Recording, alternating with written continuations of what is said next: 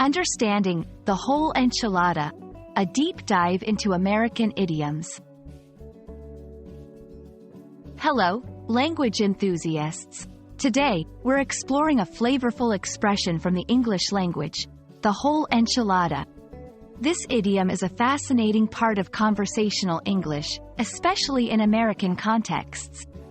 If you've ever wondered what it means or how to use it in your daily conversations, you're in the right place. Let's unwrap the whole enchilada together. The whole enchilada refers to the entire amount, the whole thing, or everything that is available or possible. It's a way of saying that you're talking about the complete package, with nothing left out. This phrase is often used in casual, informal conversations to emphasize that nothing is being omitted from the discussion or consideration. The term enchilada originates from Mexican cuisine, where an enchilada is a rolled tortilla filled with various ingredients, such as meat, cheese, and beans, then covered in chili sauce. The expression, the whole enchilada, likely emerged as a playful way to adopt culinary language for describing completeness or totality in any context, not just food.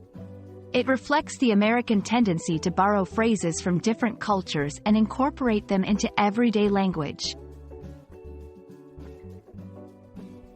Understanding how to use an idiom can be as important as knowing its meaning.